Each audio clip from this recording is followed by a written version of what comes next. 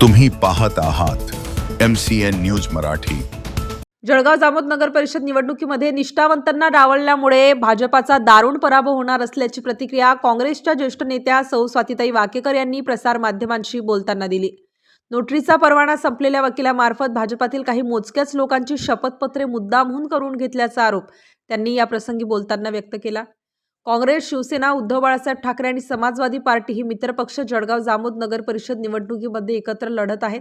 संविधानाचा आदर आणि सर्वसामान्यांची कदर करणारा पक्ष म्हणून काँग्रेसचा नावलौकिक असल्याने येत्या नगरपालिका निवडणुकीमध्ये काँग्रेसचे नगराध्यक्षपदाचे उमेदवार गजानन सूर्यवंशी यासह सर्वच प्रभागात उभे असलेले काँग्रेसचे उमेदवार प्रचंड मताधिक्याने निवडून येणार असल्याचा आशावाद त्यांनी MCN न्यूजशी बोलताना व्यक्त केला। MCN न्यूज मराठीकरिता वैभव वडोदे, जळगाव। जळगाव जामोद नगर परिषदेच्या राजकारणामध्ये आरोपांच्या फैरी चालत असताना कुठेतरी भाजपाचे आमदार यांनी जो काल आरोप केला त्याचं खऱ्या अर्थाने उत्तर देण्यासाठी आम्ही या ठिकाणी आलेलो आहोत।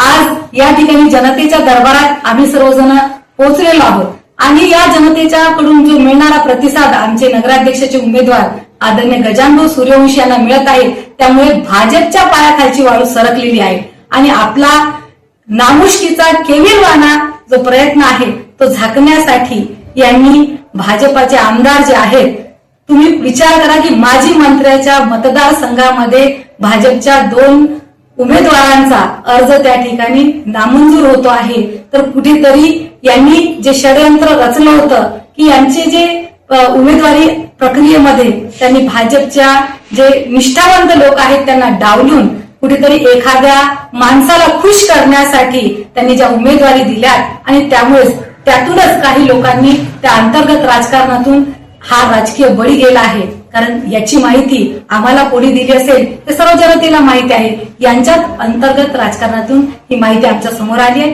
आणि निवडणूक प्रक्रियेमध्ये भारतीय राष्ट्रीय काँग्रेस सदैव लोकशाहीचा आणि संविधानाचा सन्मान करते।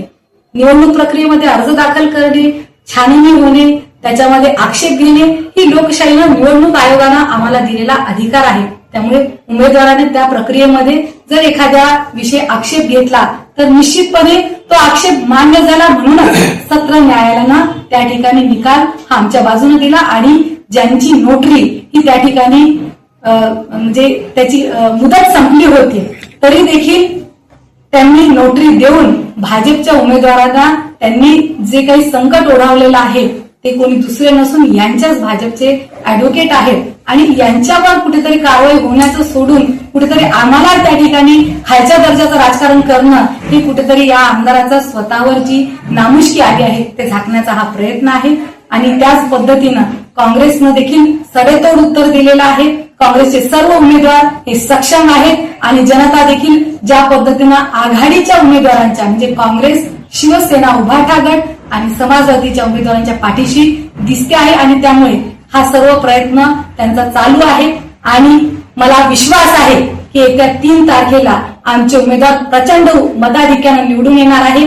जनतेने देखील विचारावं की पैशाचा गोंधळ कोण करते, कोण पेट्या घेऊन 50 खोके घेऊन गुवाहाटीला गेलं हे सर्व लोकांना माहित आहे। पैशाचं राजकारण कोण करते हेही लोकांना माहित आहे। यांनी जो पैसा जमा केलेला आहे तो लोकांच्याच कष्टाचा पैसा जमा केलेला आहे आणि लोकांना जे भ्रष्टाचारी सरकार यांनी मागच्या काळामध्ये दिलं त्याच्या माध्यमातून त्यांनी हा या ठिकाणी प्रयत्न केलेला आहे। पुन्हा एकदा लोकांना जाब विचारायचा आहे की भ्रष्टाचारी सरकार पाहिजे की जनसेवक पाहिजे की आपल्या हक्काचा सरकार पाहिजे, यासाठी लोकांनी आमच्या आघाडीला मतदान करावं ही देखील विनंती करते व या सर्व राजकारणाला कुठेतरी लोकांनी देखील विचारावं करावं की बा आपल्याला एक सुशिक्षित चांगला उमेदवार पाहिजे की एखादा रबरी स्टॅम्प पाहिजे। जनता सुज्ञ आहे या प्रश्नाचं उत्तर द्यायला।